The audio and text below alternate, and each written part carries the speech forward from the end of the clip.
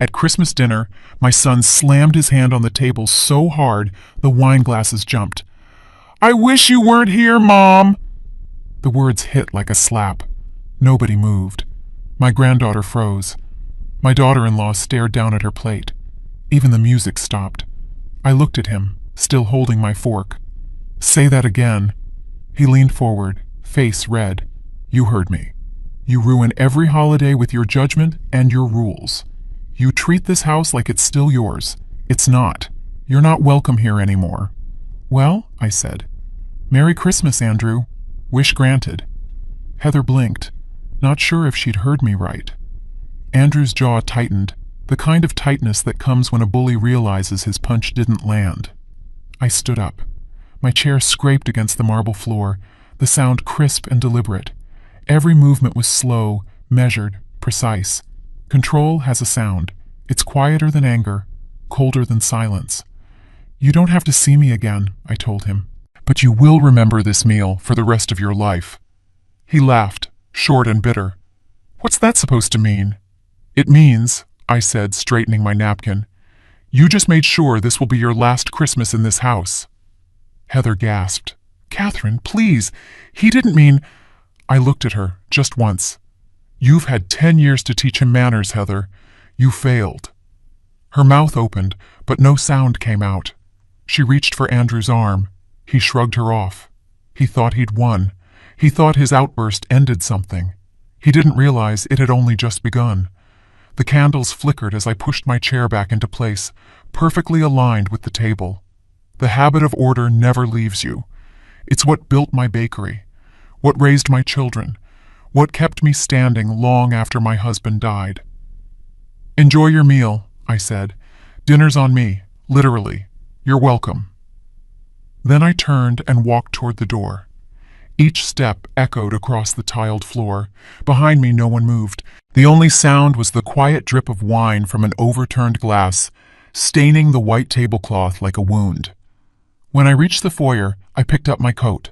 My reflection caught in the mirror by the door. A woman of 67, calm, composed, wearing the face of someone who had just been cut open but refused to bleed. Sophie's voice broke the silence. "Grandma, where are you going?" I turned to her and softened my tone. "Don't worry, sweetheart. Grandma's just going to make sure everyone gets exactly what they wished for." She didn't understand. Not yet. But one day she would. Children always learn who tells the truth when the house finally goes quiet. Andrew's voice came from behind me. "You can't just walk out, Mom." I opened the front door. The cold air swept in, swirling through the warmth of the room like a ghost. I didn't look back. "I already did," I said, and closed the door behind me. The sky outside was dark velvet, and snow had started to fall, soft and soundless. The kind of snow that buries tracks before anyone notices where you went. I stood on the porch, my breath turning white in the air. Inside, I could still hear them arguing. Heather whispering frantically, Andrew pacing, Sophie crying. The same house that once smelled of cinnamon and sugar from my bakery days now smelled like burnt pride. I walked to my car, parked under the oak tree. The same tree my husband planted the year Andrew was born. The irony didn't escape me. He planted life. His son had just tried to uproot it. I started the engine, the headlights cutting through the snow. For a second, I just sat there staring at the house. Every light was still on, every shadow still moving. That was the moment I decided, not to cry, not to fight, to act. I reached into my purse, pulled out my phone, and opened my contact list. Martin Cole, the only man I still trusted to move faster than pain. My thumb hovered over the call button. Not yet. Not tonight. Revenge needs precision, not heat. I put the phone down, shifted the car into drive, and whispered to myself, "You wanted peace, Andrew. I'll give it to you, in every legal sense of the word." The tires crunched over the gravel as I drove away. The Christmas lights on the porch blurred in my rearview mirror, melting into streaks of red and gold. Somewhere behind those lights sat a son who had just declared war without knowing his opponent had already won. The road stretched ahead, empty and cold. I didn't feel angry. I felt awake, alive. Heather lifted her glass like nothing had happened. She smiled at no one, pretending her husband hadn't just told me to disappear. I turned back to the table. You can keep the leftovers, I said. I'm done feeding parasites. The words dropped heavier than the silver forks on the table. Andrew's face twisted. Excuse me? You heard me. My voice stayed calm. Every meal, every loan, every favor. You've taken it all and called it love. I'm done pretending that's family. Heather set her glass down too fast. Red wine ran over her fingers. Catherine, let's calm down. Calm? I looked at her. You've lived off me for 10 years and still managed to look surprised when the bill shows up. Andrew pushed his chair back. You think you're better than us? No, I said. I just know what I'm worth. He stood, the chair legs screeching against the floor. You can't talk to me like this. I stepped closer. I just did. The room went still. The smell of wine, the sharp hiss of the candles, the heavy silence. Everything hung in the air like judgment. Heather whispered to him, Sit down, Andrew. But he didn't move. He just stared at me, breathing through his teeth, shaking with rage. I leaned forward slightly, eyes level with his. You don't raise wolves to hear them bark. He blinked. What? You'll understand soon enough. His chair tipped, slammed backward. The wine glass fell and shattered. Red spilled across the white tablecloth, crawling toward the plates like blood chasing guilt. Heather gasped. I didn't. That stain? I said. That's yours. You made it. No one spoke. The silence was cleaner than anything they had left to say. I picked up my coat from the back of my chair. The sleeve brushed the table. One drop of red touched the fabric, but I didn't wipe it. I let it stay. A reminder. At the doorway, I stopped and turned. Dinner's on me, I said. Literally. You're welcome. Andrew's voice cracked behind me. Mom, what are you doing? I faced him one last time. Ending the free meal. Then I walked out. The door clicked shut behind me. The sound was soft, but in that room full of silence and spilled wine, it might as well have been a verdict. Andrew shoved his chair so hard it hit the wall behind him. The crash echoed through the dining room. Heather jumped to her feet, stepping between us like she was saving him from me. Stop it, both of you, she shouted. I didn't move. I can speak to your wife, Andrew. She's eaten off my plate for 10 years. She can hear me just fine. Heather froze. Her mouth opened, but no sound came out. I looked at her directly. You liked the vacations, the checks, the gifts, didn't you? You smiled, called me Mom, and cashed every favor. Now you're quiet. Why? She whispered, Because you're being cruel. No, I said. I'm being honest. Cruel is living off someone and pretending you earned it. Andrew stepped around her, face red. You've done enough, Mom. Clearly not, I replied. You still think I owe you something. He slammed his hand on the table. The candle toppled, spilling wax. The smell of smoke rose fast. I took a step closer. You don't raise wolves to hear them bark, I said softly. You raise them to learn who bites first. Heather looked at him like she was seeing him for the first time. Fear, not loyalty, filled her eyes. The chair he'd thrown lay broken on the floor, one leg twisted. The sound of it cracking still hung in the air, hollow, final. I grabbed my purse, straightened my jacket, and walked toward the door. Behind me, Andrew shouted, You walk out that door! Don't come back! I didn't even turn around. That's the idea. I didn't sleep that night. The echo of the chair hitting the floor still rang in my ears. I didn't cry, didn't shout, didn't drink. I just waited until the house went quiet, until there was nothing left but the sound of the clock and my own heartbeat.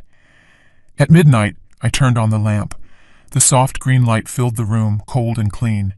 My husband's old safe sat in the corner, the one he bought when we opened the bakery. It had been sealed for years. Tonight, it opened with one twist of the dial. The lock clicked. Inside, documents, deeds, shares, and one envelope marked Lake Residence. My name was still on every line, every signature, every dollar. I spread the papers across the desk. No hesitation, no second thoughts, just decisions. I picked up the phone and dialed a number I'd memorized 20 years ago. Martin answered on the second ring, his voice still rough with sleep. "Catherine, it's midnight. What happened?" "I'm selling the house," I said. He went silent for a second. "Tonight?" "Yes." "That fast?" "Speed kills regret." There was a pause, then the sound of rustling papers on his end. "All right, I'll draft the transfer authorization. You'll need to sign and scan before 1 a.m. "I'm ready." I took out a pen, the same one I used when I signed the bakery's first contract. The ink still flowed smooth and dark. Martin's voice steadied. "You sure about this?" "I built it," I said. "I'll burn it if I must." He exhaled through the receiver. "Then let's do it right." The printer whirred. The pages slid out one by one, warm under my fingers. I signed every line, firm, fast, clean. No tremor, no mercy. When I was done, I scanned the file and sent it to his private inbox. Martin texted seconds later, "Received. Consider it done." I leaned back in the chair. The light flickered once, the green reflection bouncing off the metal safe. The same safe that once protected my family was now helping me end it. Outside, the wind picked up.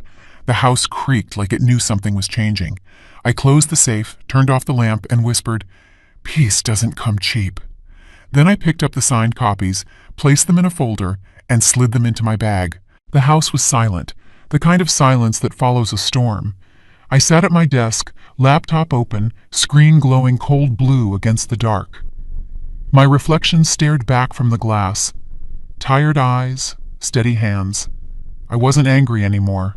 I was operational. Martin's email sat at the top of the inbox. Subject line, "Property Sale Agreement, Magnolia Residence." I opened it.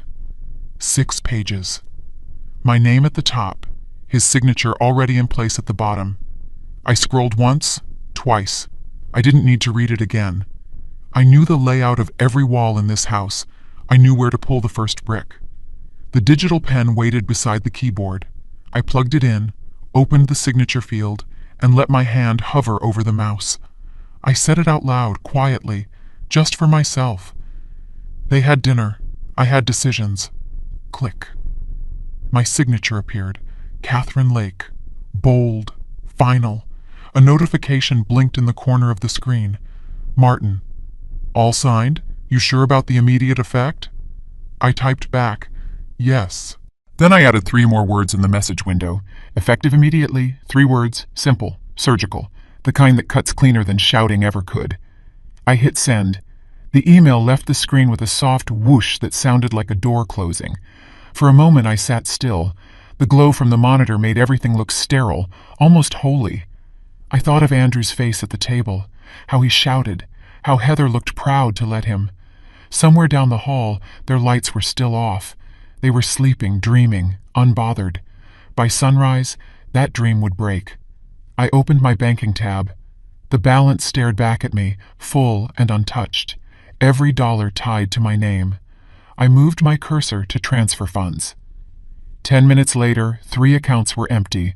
1 was clean, 1 was mine. Each confirmation email pinged like a quiet victory bell. Transaction complete. Transaction complete. Transaction complete. Martin texted again. Documents received. Sale process begins at 9 a.m. You'll get official confirmation from escrow by noon. I replied, "Understood. Don't stall." He wrote back instantly, "Wouldn't dare." The cursor blinked again on the blank screen, as if asking what came next. I stared at it, then whispered, "Now we wait." But waiting wasn't stillness. Waiting was motion in disguise. I opened a new folder on my desktop, Lake Estate Closure, dragged the agreement inside, locked it with a password, and shut the laptop. The sound of the hinge snapping shut felt like a gavel. I stood, smoothed the papers on the desk, and placed my husband's old fountain pen on top. The ink smudge on my thumb looked like blood, but darker, cleaner. I didn't wash it off. Some marks should stay. The first light of dawn pushed through the curtains, soft and slow, the kind of light that makes everything look forgiven, It wasn't forgiveness. It was the beginning of order. I took a breath, calm and measured. My hand rested on the briefcase that held the signed agreement, the real weapon. By breakfast, they'd still be laughing. By lunch, the house would belong to someone else. I locked the office door behind me and walked down the hall. I was already in the kitchen. The clock said 6:15. I hadn't slept. I didn't need to. I filled the kettle, waited for the slow hiss of water heating, and watched the frost melting off the glass. Outside, the yard looked calm. Too calm, like it had no idea what was coming. The coffee dripped, steady, rhythmic, the only sound in the house. I leaned against the counter, mug in hand, staring at the garden I'd planted 30 years ago. Every tree, every patch of soil, every rose bush had roots deeper than the people sleeping upstairs. The coffee tasted sharp and bitter. Perfect. Peace tastes better after chaos. From the driveway came the low hum of an engine. I turned my head. A white truck rolled in, small, discreet, the kind banks use for document transfers. 2 men stepped out in uniform, clipped movements, no questions. I opened the door before they rang. "Mrs. Lake?" one of them asked. "Yes." He handed me a clipboard. "From Cole & Associates. Pickup for signed property documents." I nodded. "They're ready." He followed me into the office. The papers sat on the desk, stacked and sealed in a brown envelope. My signature was still visible through the flap. He flipped through each page quickly, checking seals and stamps. "Everything's in order." "Of course it is." He smiled politely. "We'll deliver these to the bank before 9. I walked them to the door, watched as they climbed back into the truck, and waited until it disappeared down the street. The sound of the engine faded, replaced by the faint whistle of wind through the trees. Upstairs, the floor creaked. Someone was awake. Andrew, probably. Maybe Heather. They'd come down soon, expecting breakfast, conversation, normalcy. They'd find coffee, but not comfort. I rinsed the mug, wiped the counter, and turned off the light. The morning looked soft, peaceful, painted in gold. I almost smiled. Calm is deceptive. It isn't kindness. It's the pause between decisions. I stepped onto the porch, the air biting against my skin. The sun broke over the horizon, glowing off the frost-covered lawn like glass. Inside my coat pocket, my phone buzzed once. Martin's text. "Received by bank. Transaction initiated." I looked toward the upstairs window, where a shadow moved behind the curtain. Andrew, watching. He didn't know it yet, but this piece was his last.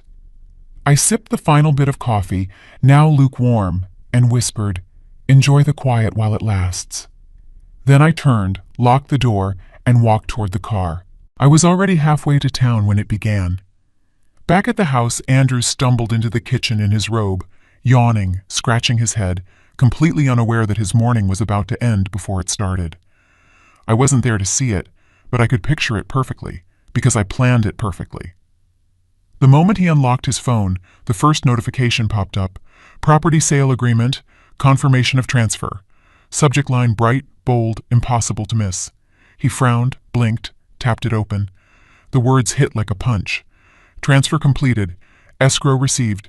New ownership registered under pending entity, KL Holdings. Heather was at the counter, pouring coffee. "What's wrong?" He stared at the screen. "She sold it," he said, voice cracking. "She sold the damn house." Heather turned, confused. "Who did?" "My mother," he shouted. The mug in his hand slipped, crashed against the floor. Coffee splashed across his feet. She can't do that." Heather bent down to pick up the pieces, hands shaking. "You're overreacting. Maybe it's some mistake." "It's not a mistake." He scrolled furiously, eyes darting across every word. "Effective immediately. She even signed it last night. Look at this timestamp." Heather looked pale now. "What does that mean?" "It means," he said, breath ragged, "we don't live here anymore." She froze. "Andrew!" He slammed his phone on the table. "She can't sell it without my consent." "She just did," Heather whispered. He ran a hand through his hair, pacing like a caged animal. She blindsided us. Everything's gone. The house, the money. He stopped mid-sentence, eyes wide. The money. He opened the banking app, fingers shaking. The numbers had changed. Balance slashed, joint account wiped clean. No, no, no. He sank into the chair, face buried in his hands. Heather's voice broke. What are we going to do? He looked up, eyes hollow. Find her. Right now. The phone buzzed again. Another email, this one from the bank. Transfer confirmation. Funds secured under beneficiary Catherine Lake. Heather covered her mouth. Andrew stared at the screen, unable to breathe. The silence that followed wasn't peace. It was the kind of silence that comes right before collapse. His coffee cooled beside the shards of the broken mug, untouched. The bank opened at 9. I was waiting at the door before the lights even flicked on. The teller looked startled when she saw me. Hair tied back, coat buttoned, briefcase in hand. I looked like every business client she'd ever trusted. That was the point. Good morning, Mrs. Lake, she said, polite and sleepy. Let's make it a productive one, I replied. She led me to the private counter. I placed my ID, account card, and transfer authorization on the desk. I want a full withdrawal from my primary account. Certified bills only. Her fingers froze mid-keystroke. Full amount, ma'am? Yes, every cent. She tried to smile. That's quite a balance. May I ask the reason? You may, I said, sliding my pen across the counter. I'm done financing my own disrespect. Her expression flickered between confusion and admiration. Of course, Mrs. Lake. It'll take a few minutes. While she counted, I watched the digital numbers fall on the screen, millions shrinking into zero. The sound of the printer spitting receipts felt cleaner than any apology I'd ever heard. She handed me the paperwork, hands trembling slightly. You'll need to sign here and here. I signed fast, no hesitation. Each stroke of ink felt like cutting a chain. 5 minutes later, she returned with a sealed envelope, thick, heavy, stamped with the bank's crest. She slid it toward me. Please confirm receipt. I signed again. Confirmed. When I lifted the envelope, the weight surprised me. It wasn't just cash, it was power, compressed into paper and control. The manager stepped out from his office, pretending not to stare. I nodded to him politely. Don't worry. I'm not closing the account. I'm just reallocating priorities. He smiled nervously. Of course. I tucked the envelope into my bag, zipped it, and stood. One last thing, I said to the teller. If anyone asks, this transaction never needed permission. It was mine to begin with. She nodded quickly. Yes, ma'am. Outside, the air was sharp and bright. Sunlight hit the marble steps, turning them white as glass. I paused for one breath, long enough to feel the shift. Inside that envelope was every ounce of control Andrew thought he owned. He was probably still yelling, still blaming, still trying to understand how fast the world could change when someone finally stopped waiting.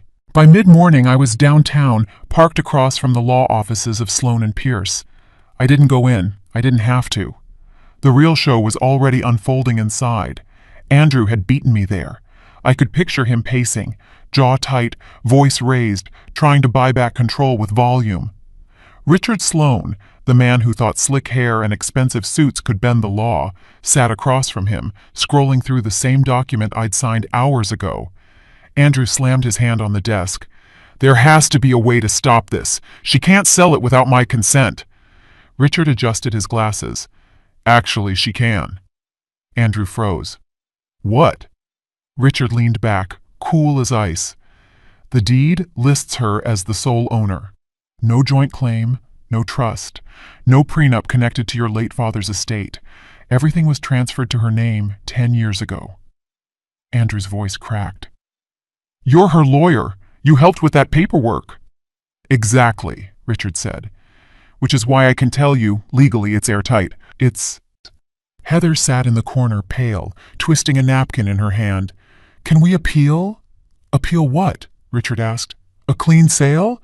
There's nothing to appeal. She sold the property through a verified channel. The bank already released confirmation. Andrew shook his head, desperate.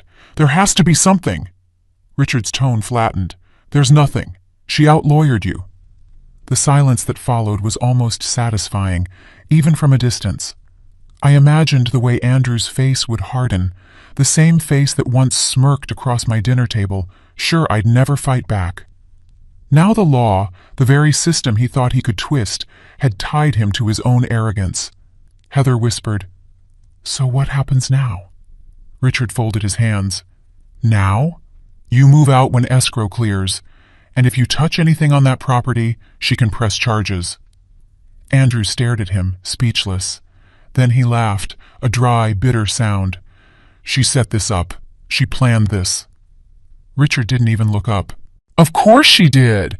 The words hit him harder than I ever could. He grabbed his phone and stormed out, brushing past Heather without a glance. The door slammed. From my car across the street, I saw him burst onto the sidewalk, his face red, jaw clenched. He looked around like he was searching for someone to blame. He wouldn't find me. I was already 2 steps ahead. I started the engine, watching him pace in the rearview mirror. The sunlight caught on the glass of the law office behind him.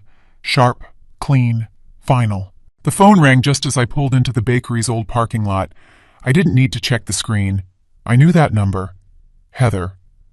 I let it ring twice before answering. "Yes?" Her voice shook. "Catherine, please. You have to talk to Andrew. He's losing it." I kept my tone flat. "He's not losing anything. He's finally realizing what's his and what's mine." "He's your son," she pleaded. "You can't just erase that." "Not anymore," I said. "He made that clear last night." She went quiet. I could hear traffic in the background, the sound of someone crying. Sophie, maybe. "Please," Heather whispered. "He said things he didn't mean. You can't destroy your own family over words." "Words?" I said, almost laughing. "Words are contracts, Heather. He signed his when he opened his mouth." "Catherine, I'm begging you. Beg for yourself," I cut in. "You stood there and watched him humiliate me. You smiled while he did it." "I didn't mean—" "Yes, you did," I said. "Because you needed a roof more than a conscience." Her breathing hitched. "So that's it? You're cutting us off?" Family ends where betrayal begins. Silence. Then a sob. I stared through the windshield, the reflection of my own face in the glass. Steady, calm, unrecognizable to the woman I was 2 nights ago. "You should pack," I said quietly. "By tomorrow, that house won't even remember your names." "Catherine, please!" Click. I ended the call. For a second, I just sat there, phone still in my hand. No guilt, no ache, just read. The message came through just as the clock hit noon. "Martin. Transfer done. Title change confirmed. Escrow closed." For a moment, I just watched the words on the screen. Every letter meant something final. Every click I'd made in the past 12 hours had led to this line. I typed back, "Good. File restraining order." A few seconds later, 3 dots blinked. Then his reply. "Already drafted. Sending now for signature." The document slid into my inbox with a soft ping. Protective order. Residential premises. Section 14B. 6 pages. All precision and law. The kind of barrier you can't argue with, can't shout through, can't guilt into softening. I opened it. Read the first line once. Then scrolled straight to the end. I didn't need persuasion. I needed closure. Signature field. Catherine Lake. Click. Signed. I exhaled slowly. That was the sound of a door locking, not the kind made of wood, but of law. The phone rang almost immediately. Martin's voice was brisk, clear. "All done on your end?" "Yes, what's next?" "I'll submit it to the county clerk within the hour," he said. "Once the judge signs, it's enforceable. If he shows up, even to talk, he's trespassing." "Good," I said. "Make it full. No visits, no calls, no doorstep drama." He chuckled under his breath. "You've already taught half my clients what boundaries look like." "Then make sure he learns the lesson too," I said. Martin paused. "You really want to go that far?" "I'm not going far," I replied. "I'm staying still. He's the one who crossed the line." He hesitated for a second, then said, "You know, Catherine, I've seen divorces, fraud cases, asset wars. But this is strategy. You used their own arrogance as leverage." "Paper beats pride," I said. "Every time," he agreed. We both went quiet. There was nothing left to explain. After the call, I opened my documents folder. The chain of proof filled the screen. Property sale agreement. Signed 12:43 a.m. Escrow confirmation 09:01 a.m. Restraining order pending signature. Court filing ID prepared 11:56 a.m. Each file was a chapter in the story of control. No yelling, no chaos, just signatures, dates, and irreversible order. I printed the restraining order confirmation, placed it next to the deed transfer, and smoothed the paper flat. The edges were still warm from the printer. This wasn't revenge anymore. It was administration. The kind of order men like Andrew never understood. Quiet, written, absolute. The light through the blinds landed right on my name, Catherine Lake. I traced it with one finger, the way people touch something sacred. I picked up the papers and slid them into a folder marked Lake Holdings, Private. Then I locked the drawer. Through the window, I could see the world moving as if nothing had changed. But it had. Everything had.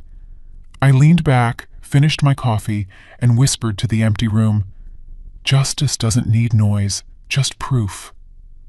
The phone buzzed again. Martin's final text appeared. Filed, stamped, effective immediately. The pounding started just after dusk. 3 hard knocks, then a voice I knew too well. "Open up! I know you're in there!" I didn't move. The lights were off, curtains drawn. I sipped my coffee, slow and deliberate, listening to him pound again. "Catherine, you think you can just erase me? This is my house!" I set the cup down and walked toward the door. The hallway light spilled a narrow beam across the floor, catching the edge of the brass handle. My pulse didn't rise. My steps didn't quicken. Control has a rhythm, and I'd found mine. Another slam shook the door. "Open up, Mom!" I unlocked the deadbolt, not to let him in, just to make sure he heard the click. Then I spoke, voice steady. "This door only opens for respect." He froze. "What?" "You lost the key the moment you raised your voice at me," I said. "Now you can stand out there and listen to what that sounds like." He cursed, pounding harder. "You can't lock me out. You can't do this to your own son." "Correction," I said through the door. "You did it to yourself." I reached for my phone, opened Martin's last message, and pressed play on the voicemail he'd left earlier that afternoon. His voice carried clearly through the speaker. "Restraining order filed. Effective immediately. He steps on your porch. You call the police." I held the phone near the door so Andrew could hear. The banging stopped. For a few seconds, there was only silence. Then his voice dropped, quieter but shaking. "You wouldn't." "I already did," I said. He muttered something I didn't catch, then kicked the door one last time. The impact echoed down the porch like thunder that didn't know where to land. I stepped closer, close enough to see his shadow through the curtain. "You used to think I'd never fight back," I said softly. "Now you're learning how wrong you were." He didn't answer. I could hear him breathing, heavy, uneven, trapped between fury and fear. "Go home, Andrew," I said, "before this house stops being the only thing that still remembers your name." He stood there another moment, then finally stepped away. The sound of his car door slamming broke the stillness, engine roaring, tires screeching. I waited until the noise faded down the street. Then I relocked the deadbolt, each click like punctuation. I whispered to the quiet hallway, "This door only opens for respect." They arrived 12 minutes later. 2 officers, calm and polite, headlights sweeping across the front yard like slow searchlights. I was already waiting at the doorway when they stepped out of the cruiser. "Evening, ma'am," one of them said, a tall man with a steady voice. "We received a noise complaint, possible disturbance, same address as a restraining order recently filed under your name. You Catherine Lake?" "Yes," I said, "and you'll find everything you need right here." I handed him a folder, printed copy of the court order, time-stamped less than 5 hours old. The other officer glanced around the porch, flashlight cutting across the railing where Andrew's shoe had scuffed the paint. "He was here?" "He left about 10 minutes ago," I said. "You'll probably find his tire marks still fresh." The officer flipped through the documents, nodding slowly. "This is solid. Full perimeter protection, no contact allowed, signed by Judge Branson." "Filed today," I said. "He was notified by email this afternoon." The second officer looked at me carefully. "He tried to force entry?" "He knocked," I said, repeatedly, yelled, demanded ownership, then he threatened to come back. "Did he make physical contact with the property?" I pointed to the dent on the lower panel of the door. "That's where he kicked." They exchanged a glance. "All right, ma'am. We'll file an incident report. Note violation of the order. If he returns, call us immediately. You did the right thing, kept the door closed, didn't engage." "I learned that lesson," I said. "You don't argue with chaos. You document it." The tall officer smiled faintly. "Wish more people understood that." He pulled out a clipboard, had me sign the bottom of the report. The pen was cold against my fingers, but my hand didn't shake. Not once. As they packed up, the younger officer said, "Just so you know, this kind of case, most folks don't have their paperwork this clean." I met his eyes.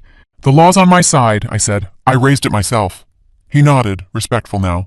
"We'll make sure he gets the message." When their car pulled away, the red and blue lights flashed across the house one last time, color washing over the walls, the same walls that no longer belonged to Andrew Lake. I closed the door gently and leaned against it, breathing steady. The echo of their engine faded down the street, leaving only quiet. For years, I'd built a family around emotion, love, guilt, forgiveness. Tonight, I rebuilt my life around proof.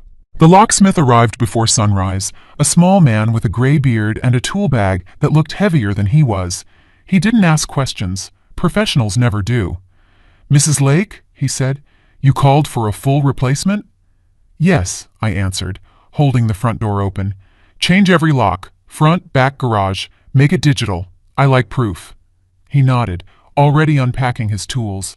The sound of metal hitting the floor was sharp and clean, like punctuation marks in the silence. While he worked, I stood in the doorway, watching him dismantle the old brass locks, one screw at a time, quiet, precise. Each click was a goodbye to the years I'd wasted letting people come and go without consequence. He tested the new keypad, light blinking green, then blue. "You'll get alerts on your phone each time it's used," he explained. "Entry logs, timestamps, access codes. You can even lock it remotely." "Perfect," I said. "I've had enough surprises." He smiled. "A lot of folks switching to these lately. Makes life simpler." "No," I said. "It makes life honest." He didn't respond, but I caught the way he looked at me. Half respect, half curiosity. He didn't need to know the story. The broken lock on the porch already told it. He moved to the back door, humming softly while he worked. I made coffee and brought him a cup. "Strong?" he asked, smiling. "Always." 30 minutes later, he straightened up and dusted his hands. "All set, ma'am. Every entry secured. You'll find the Access app pre-installed on your phone." I checked the screen. 3 connected locks, each marked active. The quiet notification tone chimed, neat and final. "How much?" I asked. He gave me the total. I counted the bills from the envelope I'd withdrawn the day before and handed them to him, crisp, deliberate, exact. He pocketed the cash, then looked back at the door. "Feels good when something finally closes right, doesn't it?" I met his eyes. "Feels better when it stays that way." When he drove off, I stood on the porch and tapped the new keypad for the first time. The lock clicked, sealed tight. Behind me, the house was silent, secured, mine in every legal and physical sense. By noon, the neighborhood was quiet, until his car tore down the street like a warning. I saw the black sedan stop hard at the gate, gravel sprayed across the driveway. Andrew jumped out before the engine stopped. His shirt was half-buttoned, hair wild, eyes red from a night without sleep. He slammed both hands on the iron bars and shouted, "Open the gate, Mom!" I stood just inside the porch, calm, still holding my coffee. "No!" He shook the gate like a cage. "You think you can lock me out? This is my house." "This was your tantrum," I said. "Now it's my property." He pointed at the house. "You can't sell what's mine." "I didn't," I said. "I sold what I built." He kicked the gate. The clang echoed down the street. Curtains moved in the neighboring houses. People started peeking through their windows. "Don't make a scene, Andrew," I said, voice level. He laughed bitterly. "You ruined my life. You stole everything." I pressed a button on my phone. The gate's speaker crackled. My voice came through the loudspeaker, clear and amplified. "Smile, Andrew. The neighborhood's watching justice." His face turned white. "You wouldn't dare." "I already did." He froze, realizing every word was echoing out into the quiet street. I continued, calm but cutting. "You said life would be better without me. Consider this your wish granted." Someone across the road started filming with a phone. Another neighbor stepped outside, pretending to sweep the porch just to get a better view. Andrew kicked the gate again. "You're insane." "No," I said. "I'm legal. There's a difference." He shouted, "Turn off that damn speaker." "Why? You finally have an audience," I said. "It's the only time your lies might sound true." He grabbed the bars tighter, shaking them until the veins on his arms bulged. "Let me in." "Not a chance," I said. "This gate only opens for respect and the law." The word law hit him like a slap. He stopped, chest heaving, face burning with rage. Heather's car appeared at the end of the street, pulling in slowly. She stepped out pale, terrified, her eyes darting between us and the crowd forming nearby. I turned off the speaker and looked straight at her. "Come collect what's left of your husband's dignity," I said. She didn't move. Andrew spun toward her. "Tell her she can't do this." Heather's voice was small. "She already did." He stared at her, disbelief flooding his face. I walked closer to the gate, just enough for him to see his reflection in the iron.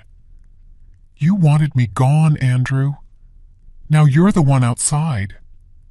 He opened his mouth, but nothing came out. Behind him, two neighbors clapped, quiet, uneasy applause, but enough. The humiliation was complete. I turned and walked back to the porch, leaving him screaming into the wind. Every neighborhood remembers its loudest moments. This one would remember mine.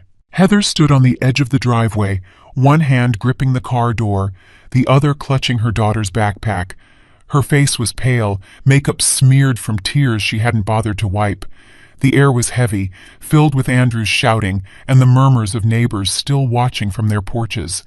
She turned once toward the house, then back to me. "Catherine," she said quietly, "I never wanted it to go this far." I didn't answer. Andrew spun toward her, red-faced. "Don't talk to her! Get back here!" Heather didn't move. "I can't." He stepped forward. "You're my wife." She shook her head. "I'm Sophie's mother first." The little girl peeked out from the car, clutching her rabbit. "Mommy, can we go home?" Heather's voice cracked. "We don't have a home, sweetheart. Not anymore."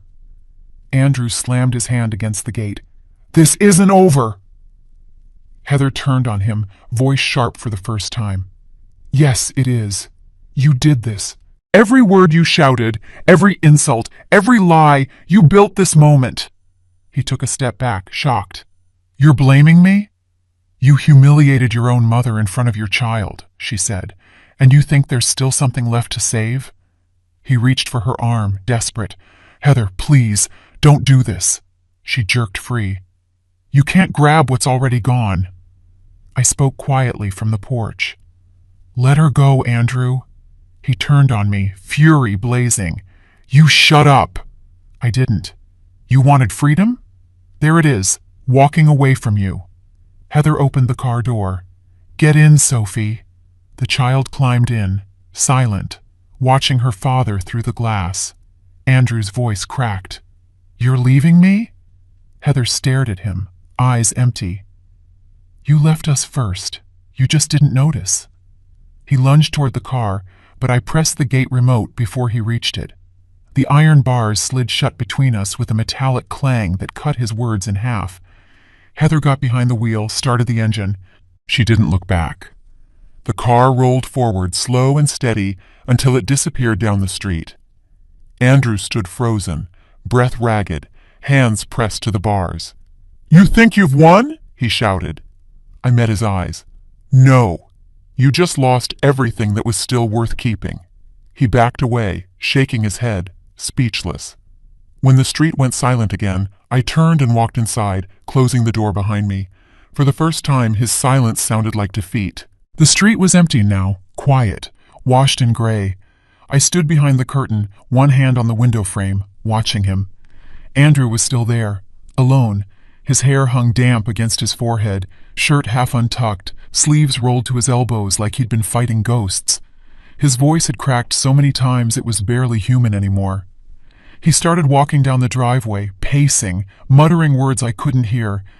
Then he stopped, looked back toward the corner where Heather's car had disappeared, and something in him just broke. He shouted her name, once, twice. Nothing. The sound died against the brick walls. Then he shouted mine.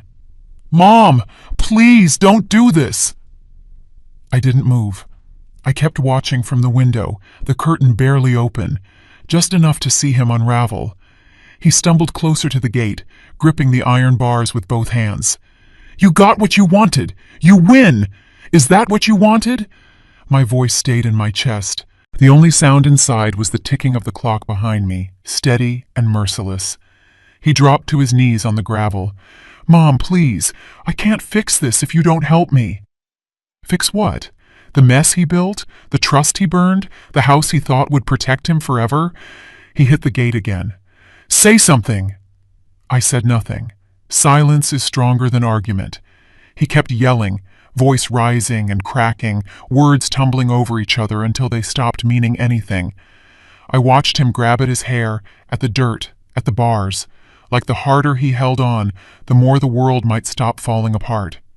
He shouted again, "You're still my mother!" For a long second, I almost answered. Then I remembered the dinner table, the wine glass, the way he'd slammed his hand down and said he wished I were gone. Wishes come true, especially when you mean them. He screamed again, but it was softer now, desperate instead of angry. "Please," he said, "just tell me what to do." Oh. I let the silence stretch until it swallowed everything. Then I whispered, just to myself, "You listen." He couldn't hear me, but I didn't need him to. He stood up, shaky, lost, staring at the locked door like a child staring at an old wound. Then he pounded the gate one last time, a hollow thud that sounded more like surrender than rage. I closed the curtain slowly, the fabric sliding together until he disappeared from view. He screamed one more time, a sound between a plea and a curse. It didn't reach me. I turned away, walked back toward the kitchen, and poured myself another cup of coffee. My hand was steady. My heart was quiet. Outside, his footsteps faded, each one softer than the last, until the only thing left was stillness. He screamed. I closed. The house was still, stripped bare of everything that ever carried warmth. The air smelled like dust and endings. I walked through each room slowly, checking drawers, cupboards, closets. Nothing left but silence. When I reached the dining room, I stopped. The table stood in the center, empty except for a single pen. The same table where he'd once slammed his hand down and said, "I wish you weren't here." That wish had finally come true. I opened my bag and took out a cream-colored envelope. Heavy paper, clean fold. I placed it on the table and sat down across from it, as if it were waiting for conversation. I wrote his name slowly, neatly, Andrew Lake, then stared at the blank space beneath it. What could I possibly say to a man who had already said everything cruel? What could be left that mattered? The truth, I decided. Just the truth. On a single sheet of paper, I wrote, "You said life's better without me. Agreed." 7 words, sharp, final, undeniable. Then I opened my folder, pulled out 3 withdrawal receipts. Each one was stamped with today's date, each amount precise to the cent. The balances were zeros, accounts closed, every dollar accounted for, every door shut, no signature needed. My handwriting was enough. I folded the receipts, slid them inside the envelope, then pressed the flap shut.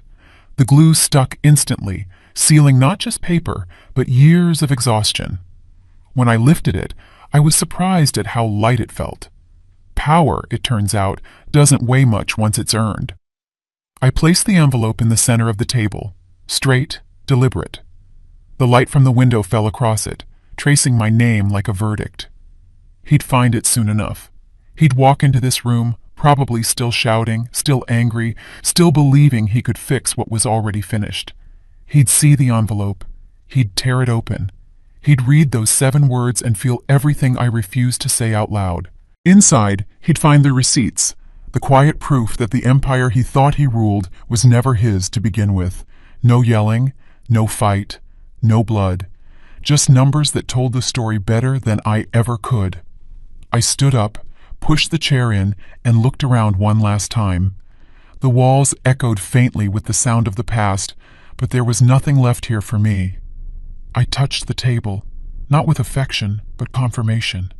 The wood was cool, final. Then I whispered to the air, "Consider this the last thing I'll ever give you." I turned, walked to the front door, and paused long enough to hear my heels on the hardwood, measured, steady, certain. Outside, the wind caught the edge of the porch light and flickered once, like the house itself was exhaling. I locked the door and stepped into the quiet street. Behind me, that envelope waited, light as paper, heavy as truth. The kind of goodbye that doesn't need a witness. He'd scream when he saw it. He'd search for someone to blame. But when the shock settled, he'd realize I hadn't taken revenge. I'd just removed myself. The next morning broke clean and cold. I was already awake before sunrise, sitting at my desk with a folder open and a cup of coffee cooling beside me. The world was quiet, but the kind of quiet that comes before a verdict. My laptop chimed. New email. Sender, Martin Cole. Subject line, complaint filed. Andrew Lake, v. Civil fraud. Section 32B. I clicked. The document loaded slowly, line by line, like the final credits of a long, exhausting movie. 32 pages, attached evidence, bank logs, forged signatures, fund transfers.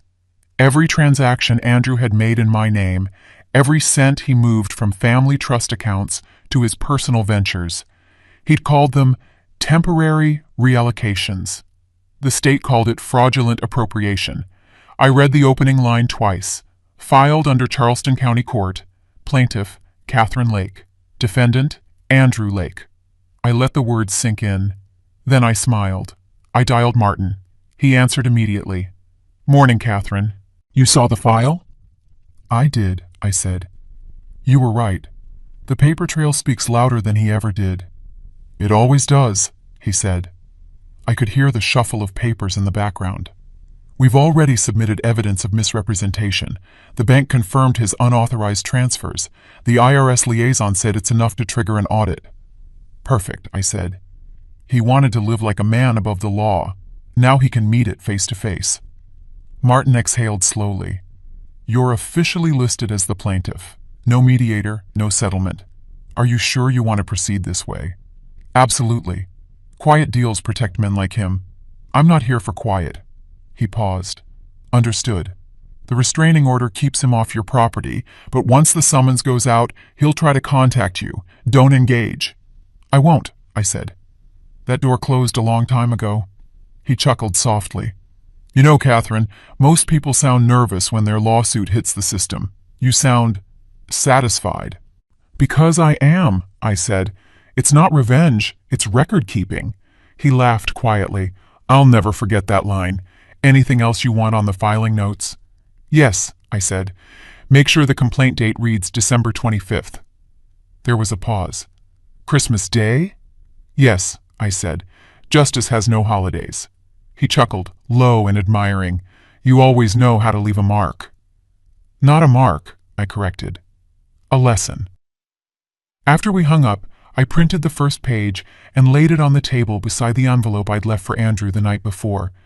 2 pieces of paper, 2 truths. 1 emotional, 1 legal, both irreversible. I skimmed the first paragraph again. The plaintiff alleges deliberate fraud, property manipulation, and financial coercion. Every word was a mirror reflecting his choices. I imagined his morning. The knock on the door, the officer handing him the envelope stamped Charleston County Court, his confusion turning into panic, his mouth opening to argue, but no one listening. For years he used my name to cover his debts, my patience to shield his mistakes. Now my name was the one filing against him. Outside, sunlight crept through the blinds and stretched across the page, landing squarely on my signature, Catherine Lake. I took one slow sip of coffee. It was lukewarm now, bitter, strong. The taste of victory is never sweet. It's clean. I placed the page in a folder labeled Case File 24B, Lake v. Lake. Then I slid it into the cabinet right beside the property deed and restraining order. 3 documents, 3 chapters, house, boundary, law.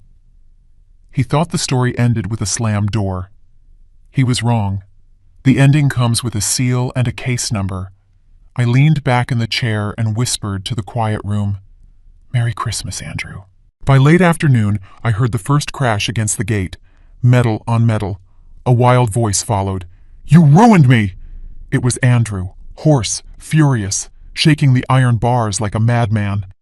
I stepped onto the porch, remote in one hand, phone in the other. I didn't say a word yet. "You hear me?" he shouted. "You took everything. The house, the money, my reputation. You destroyed your own son." I pressed the gate control.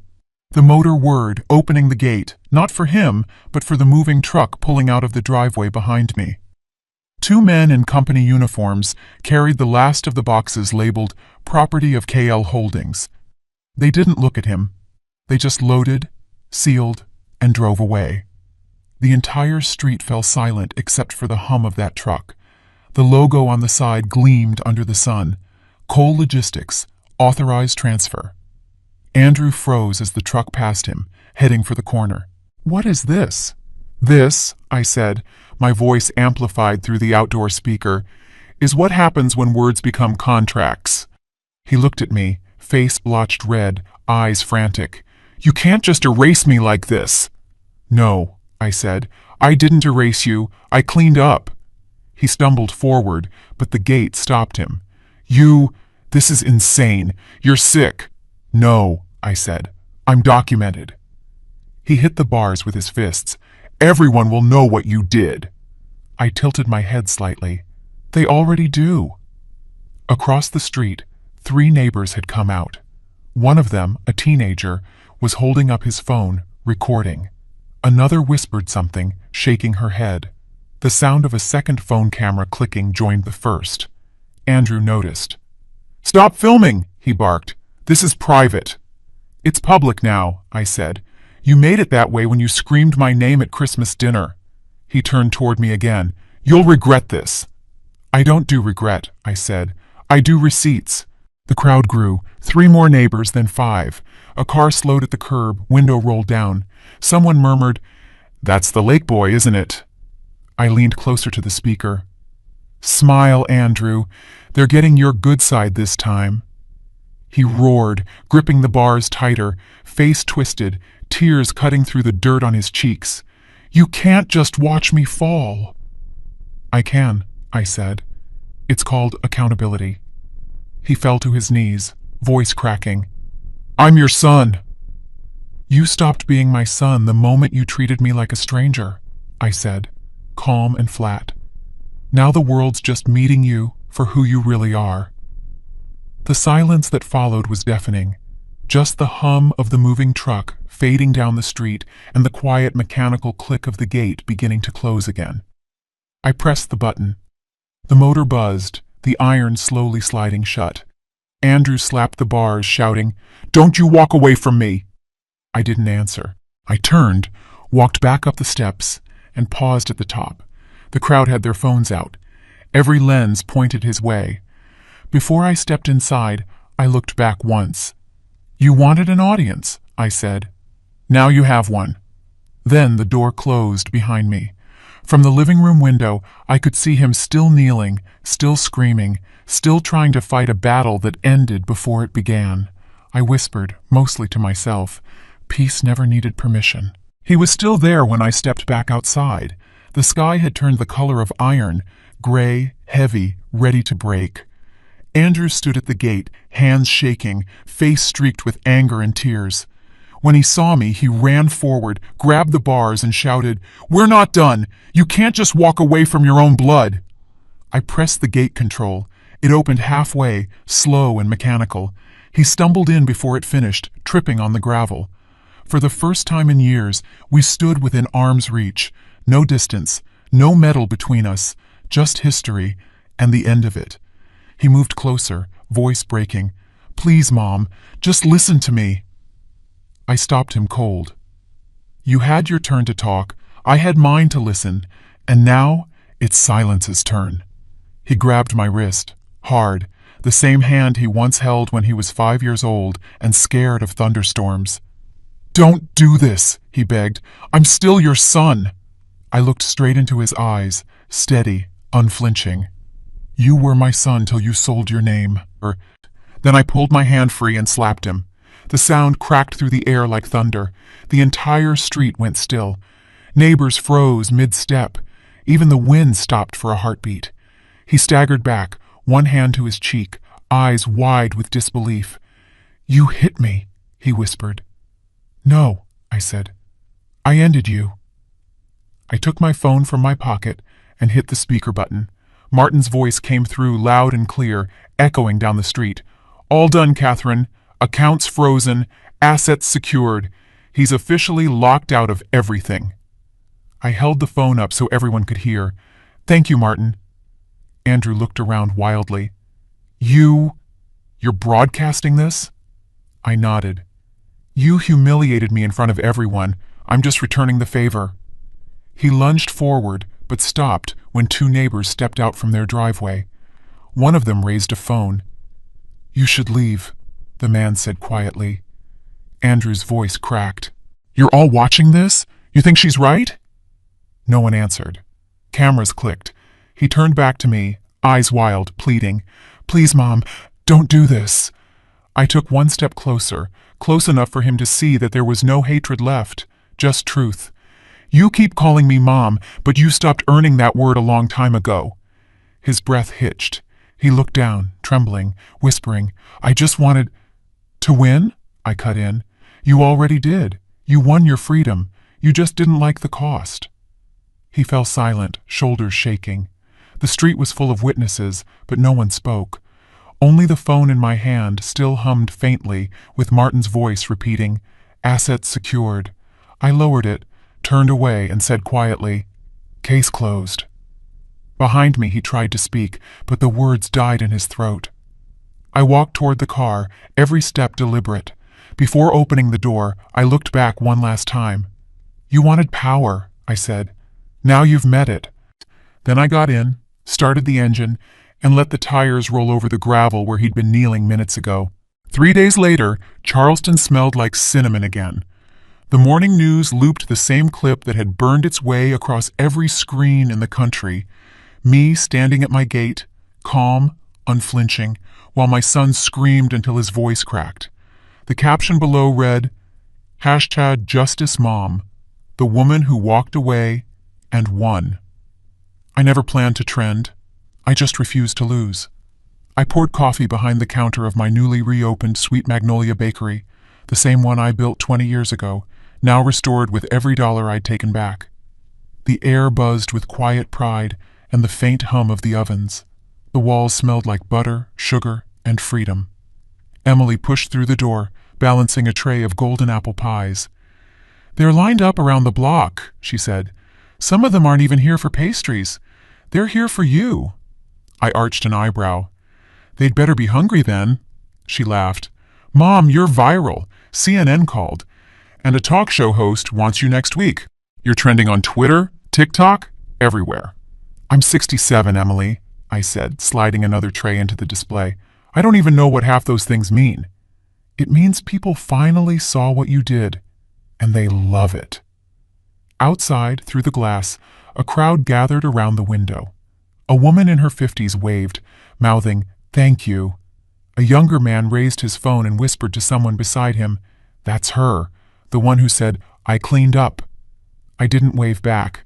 I just adjusted the cash drawer and said, "If they want to see strength, let them see it working." Emily smiled. "You're trending under two hashtags, #JusticeMom and #SweetMagnoliaRise. "Fitting," I said. "Justice and sugar, both best served hot." The bell over the door rang. The first customer, a gray-haired man with kind eyes, stepped in holding a folded newspaper. On the front page, "Charleston mother legally outsmart son in viral family feud." He looked at me and said, "You showed the rest of us how to stand tall, ma'am. I lost everything to my own kids. Wish I'd had your nerve." I handed him a warm croissant. "Nerve is free," I said. "You just have to stop apologizing for it."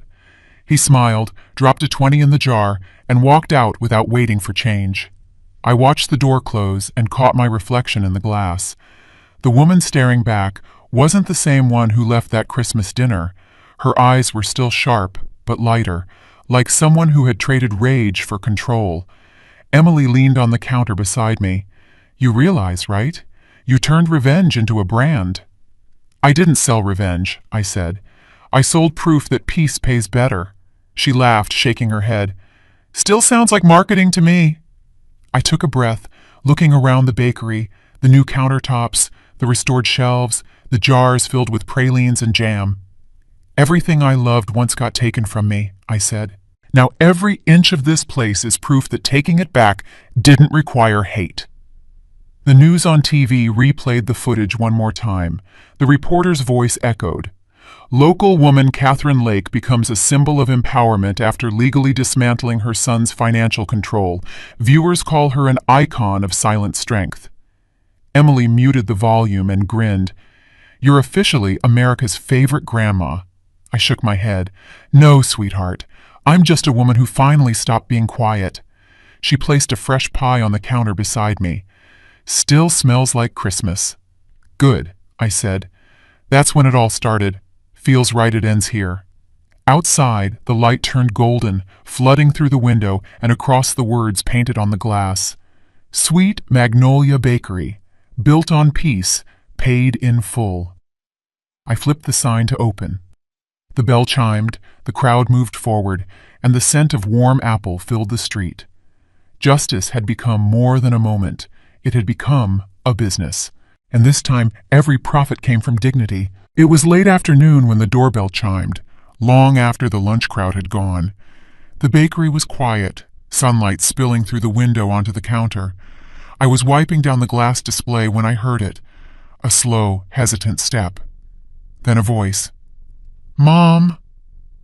I didn't have to look up to know who it was. The silence between syllables was familiar, heavy, almost trembling. I kept cleaning. "We're open to customers," I said. "Not ghosts."